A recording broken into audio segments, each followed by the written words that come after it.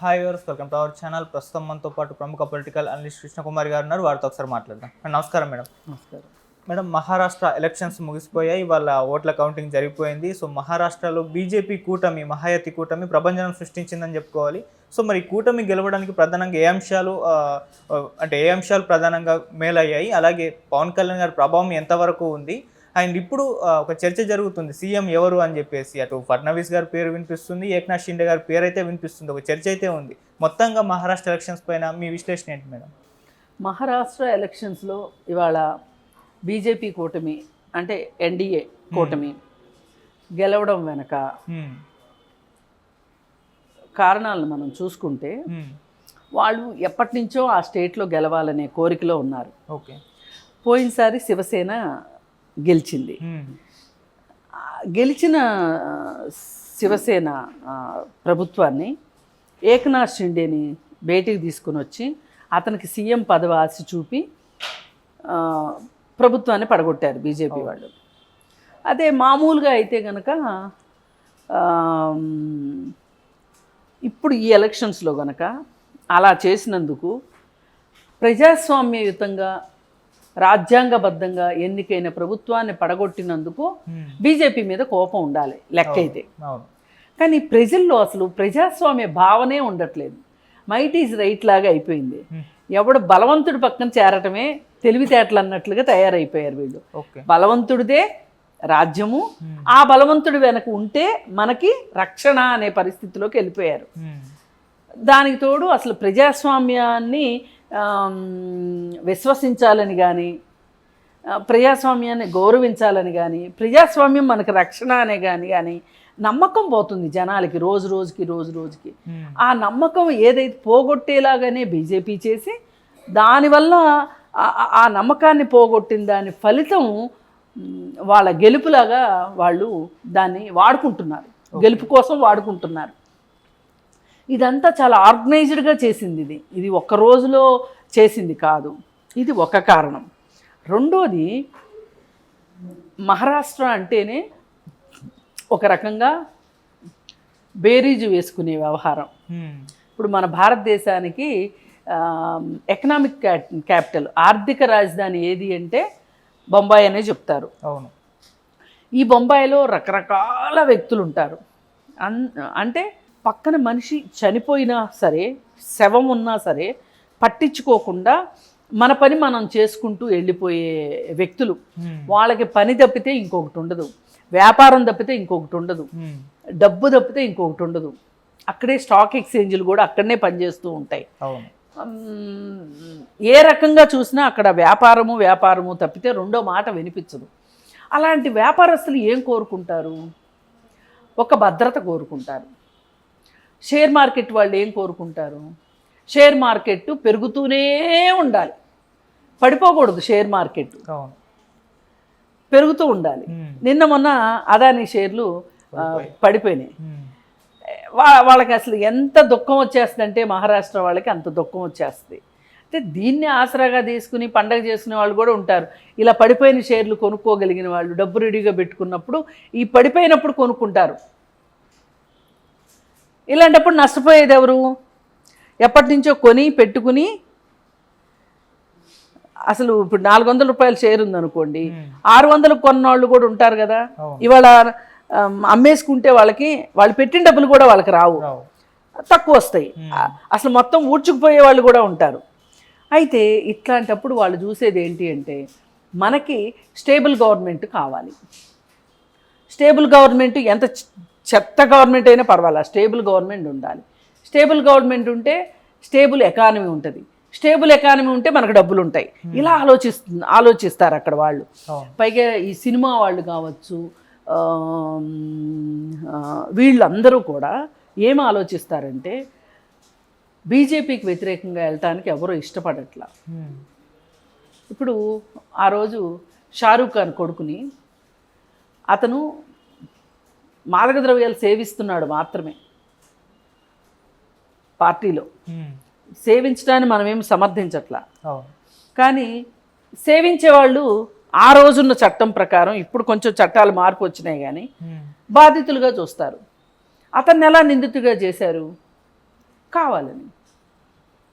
అంటే ఒక ముస్లింని శిక్షిస్తే ఈ దేశంలో ఎంత పెద్ద ముస్లింని శిక్షిస్తే అంత ఎక్కువ సంతోషించే వాళ్ళు ఉన్నారు ఇక్కడ. అందుకని ఈ ప్రజల సంతోషమే తమకి లాభము అని ఆలోచించి మోడీ ఇలాంటి పనులు చేస్తూ ఉంటారు. ఇప్పుడు ఇది చూసినప్పుడు వేరే వాళ్ళు ఏమనుకుంటారు, అమ్మో ఎందుకు ఆ పార్టీతో పెట్టుకోవడం, మనం కేంద్రంలో వాళ్ళు ఉన్నారు కదా, ఇలా ఆలోచిస్తూ ఉంటారు. ఆలోచించి మనుషులకి ఎంత ఎక్కువ స్వార్థం ఉన్న పీపుల్ ఉన్నప్పుడు వాళ్ళు భద్రతను కోరుకుంటారు. ఇది ఉన్నది ఉన్నట్లుగా ఉండాలని కోరుకుంటారు. ఆ కోరుకునే వాళ్ళు ఎక్కువైనప్పుడు అక్కడ నీతి ఉందా, నియమం ఉందా, మంచి ఉందా, చెడు ఉందా, రాజ్యాంగం ఉందా, ప్రజాస్వామ్యం ఉందా, ఇవన్నీ వాళ్ళకి అనవసరం. అందుకోసమే వీళ్ళు ఈ పని చేశారు. ఇప్పుడు ఏం చేశారు వీళ్ళు, శివసేనని ఒక ముక్క చేశారు, 2 ముక్కలు చేశారు. ఒక ముక్క వీళ్ళతో పెట్టుకున్నారు. ఎన్సీపీని 2 ముక్కలు చేశారు. 2 ముక్కలు చేసి ఒక ముక్కను వీళ్ళు కలుపుకున్నారు. అంటే ఎన్సీపీ పార్టీ నుంచి సగం మందిని తీసేసుకున్నారు, శివసేన నుంచి సగం మంది కంటే ఎక్కువ మందిని తీసుకున్నారు. ఇదంతా ఇప్పుడు ఈ మొత్తాన్ని ఈ మొత్తం వాపుని బలుపుగా చూపించుకుంటున్నారు. ఎందుకంటే కేంద్రంలో ఉన్న అధికారాన్ని చూపెట్టుకుని.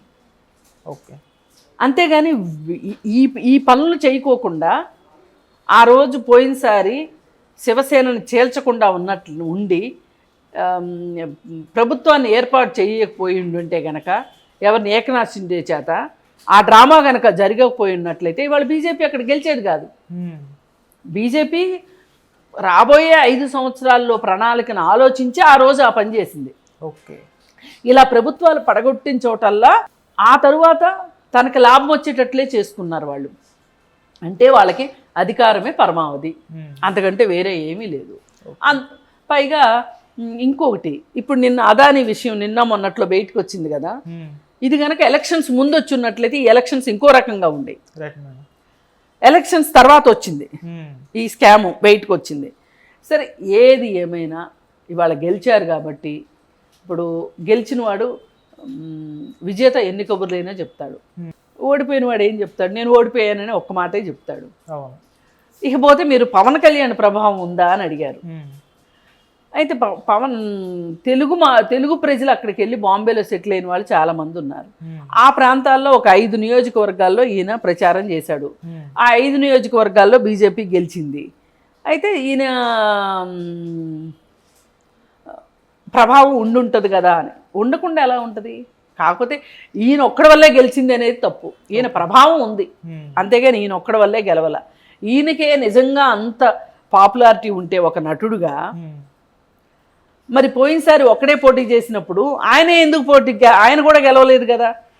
అంటే వేరే పరిస్థితులు కూడా అనుకూలించినప్పుడు ఈయన పాపులారిటీ కూడా ఒక ఫ్యాక్టర్గా పనిచేస్తుంది తప్పితే ఈయన పాపులారిటీయే ప్రధానమైన అంశంగా గెలుపు రాదు. ఇది వాస్తవం. ఇంక ఇప్పుడు 5 గెలిచారు కాబట్టి ఇలా మాట్లాడుతున్నారు. ఓడిపోయి ఉంటే ఏం మాట్లాడేవాళ్ళు? అందుకోసం ఏంటంటే పాపులారిటీ అనేది ఒక ఫ్యాక్టర్, ఖచ్చితంగా కాదనేది లేదు. ఆ గ్లామర్ ఉంటుంది, కాకపోతే అన్ని వేళలా గ్లామరే పనిచేయదు. అది ఇప్పుడు మనం ఒక సందర్భంలో మంచినీళ్ళు తాగుతాం, ఒక సందర్భంలో కూల్ డ్రింక్ తాగుతాం, ఒక సందర్భంలో నెయ్యి వేసుకుంటాం, అంతేనా? ఏ సందర్భాన్ని బట్టి ఆ బాగా మంచినీళ్ళు అవుతున్నాయి, కూల్ డ్రింక్ ఇచ్చినా పర్వాలేదు, కానీ నెయ్యి ఇస్తే ఏం చేసుకుంటాం? అందుకోసం ఇదొక ఫ్యాక్టర్. పవన్ కళ్యాణ్ కూడా ఒక ఫ్యాక్టర్ గెలుపుకి ఆ 5 నియోజకవర్గాల్లో. ఓకే, మనం అంతవరకే చూడాలి తప్పితే లేనిపోని అంటగడితే వాళ్ళకి కళ్ళు నెత్తికెక్కి వాళ్ళు ఇష్టం వచ్చినట్టు చేస్తున్నారు, ఇష్టం వచ్చినట్టు మాట్లాడుతున్నారు. అందుకని వీళ్ళకి అధికారం వచ్చింది అంటే నేను చాలామంది దగ్గర వినమ్రతతో ఉండాలి అనేది పోతుంది, ఒక గర్వం వచ్చేస్తుంది. ఇప్పుడు ఈయనకున్న గ్లామర్ ఈయనకి ఇంకొక యాడెడ్ ఫీచరు, పైగా ఉప ముఖ్యమంత్రి కదా. అందుకని ఏంటి అంటే ఏది ఏమైనా ఇవాళ ఆ రాష్ట్ర ప్రజలు ఆ నిర్ణయం తీసుకున్నారు. దాని వెనక 4 సంవత్సరాల గ్రౌండ్ వర్క్ చేసింది బీజేపీ. 1 రోజు కాదు, 2 రోజులు కాదు. ఏకనాథ్ షిండేని ముఖ్యమంత్రి చేయటం దగ్గర నుంచి అజిత్ పవార్ కోటలో ఎన్సీపీ కోటలో పాగా వేయటం దగ్గర నుంచి వాళ్ళని చేల్చడం దగ్గర నుంచి అవును